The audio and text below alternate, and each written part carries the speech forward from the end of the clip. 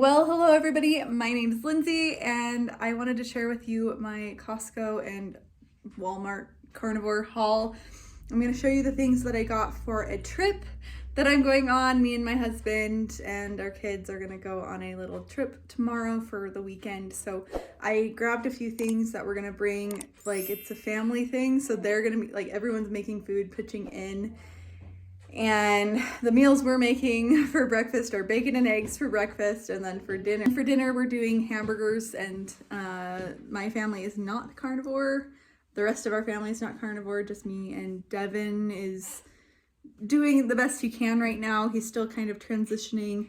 And then Dan, my 3-year-old, is just learning how to not eat carbs. So there's one thing in here that is for him that is, you know, not just meat and cheese, but let's get into it. So I went to Costco and here is my little haul, and then we got a few things from Walmart.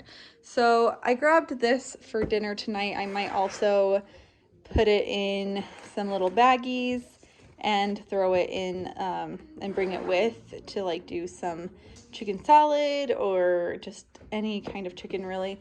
I know that they don't always have the best ingredients, but I just figured it'd be an easy dinner for tonight, and then excess chicken is never a bad thing.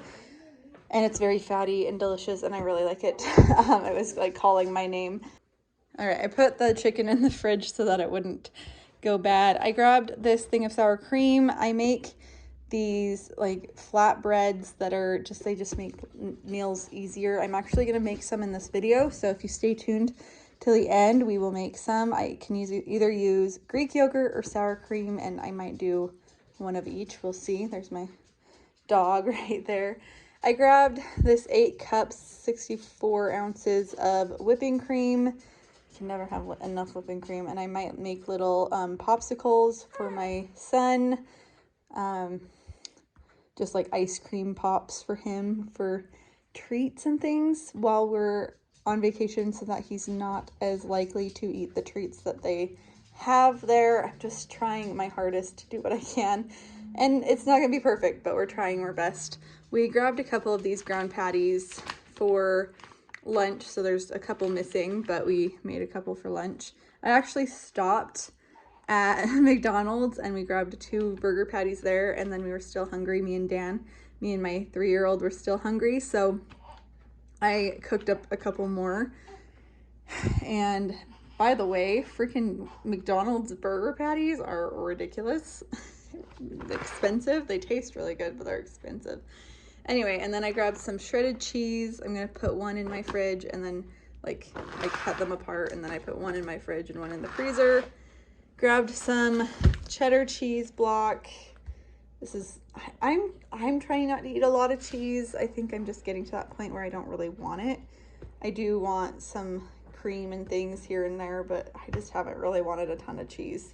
Sometimes, but not much.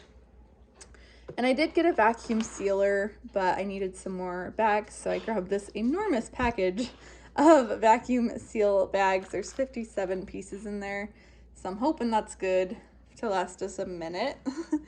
I wanted to try these Chomps beef sticks. They are grass-fed and finished beef. It's 12 of them. They're kind of pricey, but they're like really big. And I figured they'd be good for the car ride, or if we go somewhere swimming or whatever. And then Scrub Daddies, just needed some of those, you know, cleaning the house.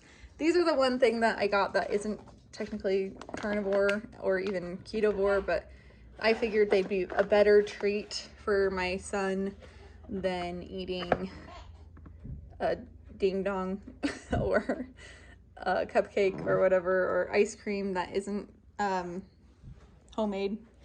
And then, so I grabbed those. He's already eaten one. He was very excited about it.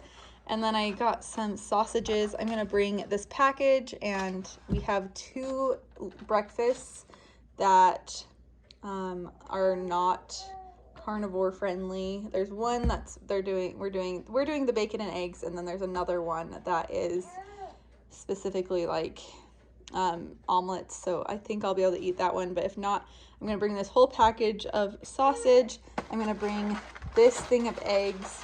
I have a bunch of eggs in my fridge, but I just figured I needed a little, I mean, this isn't that little, but a smaller container to take with.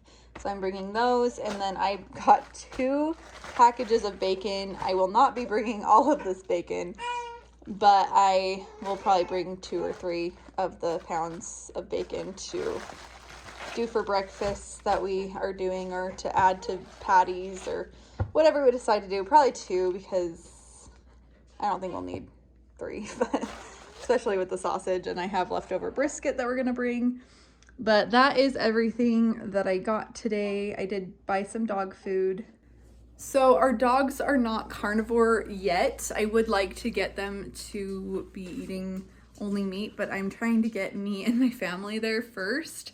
And then as we get farther into it, then we'll be like, okay, we can get the dogs on, but they tend to have table scraps, and I do feel like there's a difference.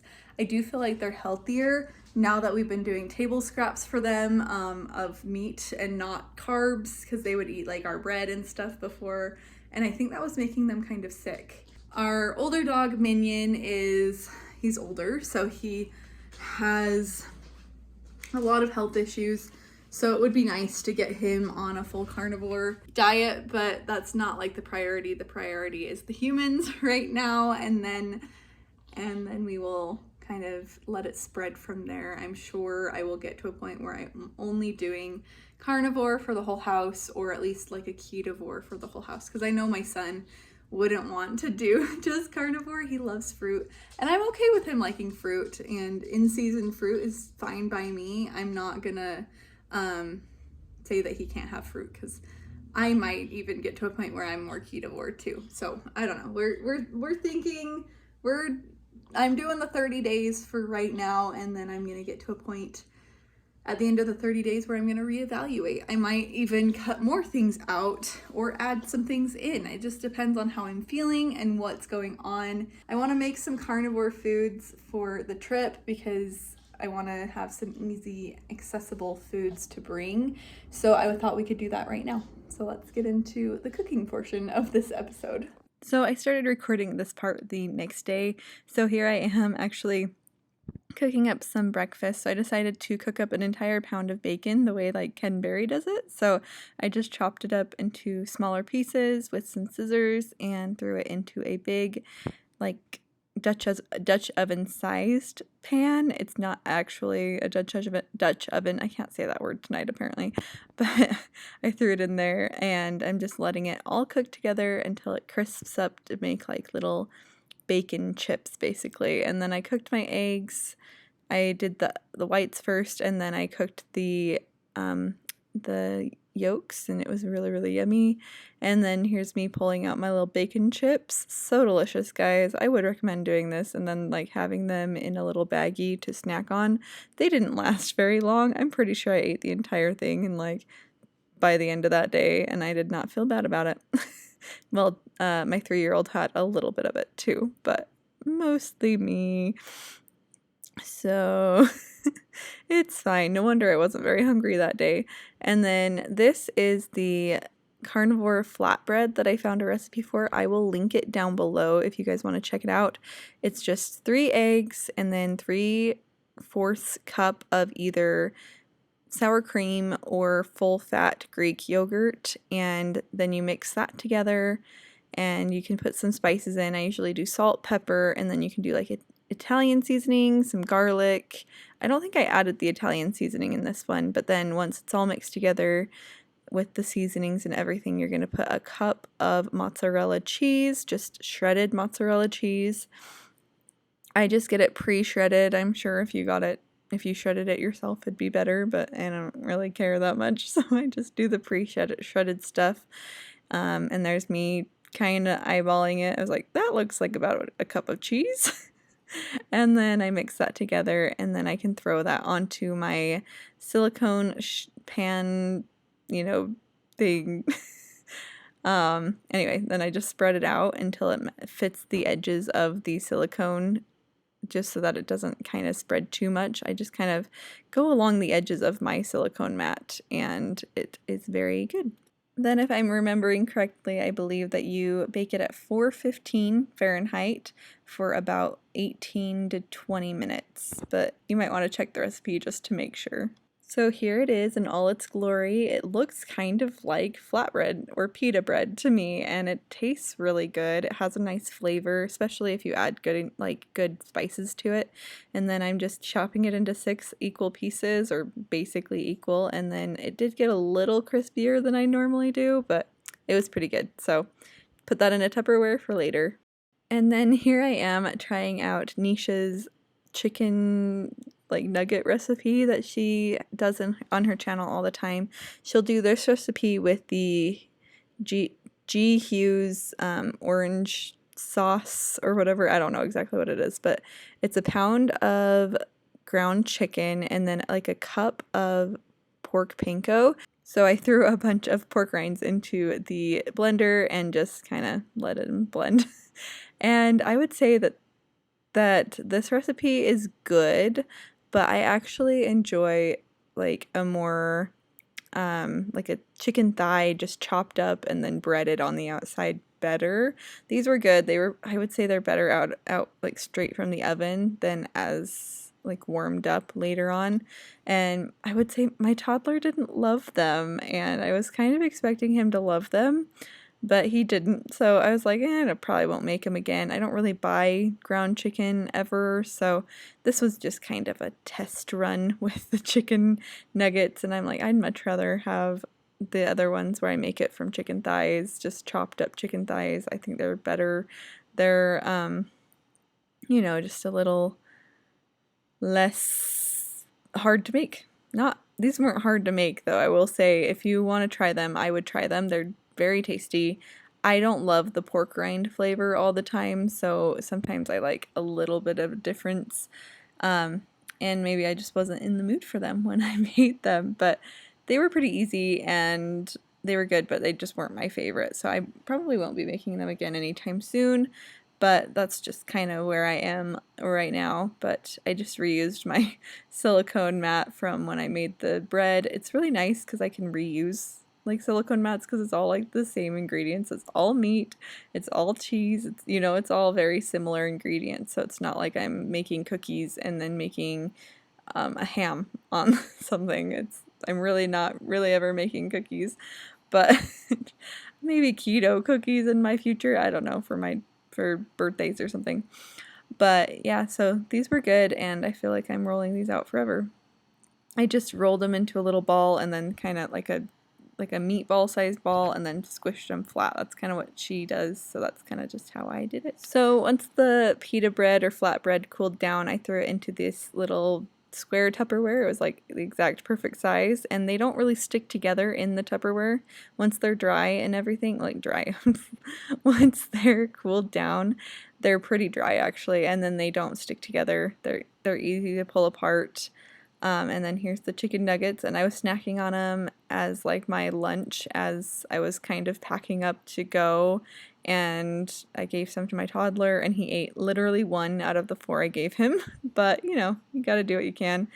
And then here's some sugar-free ketchup for him. Well, this is a jumbled mess. I'm gonna start putting it all into my tiny little cooler. Hopefully it all fits. But yeah, we've got some bacon, sausage, eggs, lots of treats for the kid, the leftover fruit in my fridge, the flatbread we made, chicken nuggets right here, pepperoni, some steaks for when we're eating dinner, just a bunch of stuff. And then this is like a little trick that I learned from my husband's family. You just fill up old water bottles and things like that to freeze or keep your food cold in the cooler, and it works really good. So, and it doesn't leak like a bag of like a bag of ice would. So yeah, I did want to get some Redmond's sea salt. I wanted to bring this because I don't think their salt's gonna be as good as mine. And I want good salt on my food. And then I did bring some butter because they don't eat butter. They have like canola spread, the country crock or whatever it is. So let's get this all packed up. I always think it's interesting when, like, depending on the family, like, some people use, like, margarine, some people use butter. I grew up in a family where we used both, but I always preferred the butter. I was one of those kids that would climb up on the counter and eat the butter off of the counter, so I think I knew something. I think I had some intuition about what real food was versus, like, margarine. Margarine is not, it's just not a real food. I don't consider it a real food, and it's just, makes me sad. And as I'm sitting here talking about not real foods, I'm sticking Diet Cokes and zero sugar Dr. Peppers in the cooler because, there's just some things I was not willing to give up, and it was my Diet Coke and my husband. I am switching him over to zero sugar Dr. Pepper. I feel like it's a good trade-off. But you just gotta you gotta do what works for you and your family. And right now we're focusing on the food, and that is what we need to work on. And I'm okay with that. But yeah, this is the end of the video. I hope you enjoyed watching my Costco haul and hanging out with me. And I'll see you in the next one. Bye.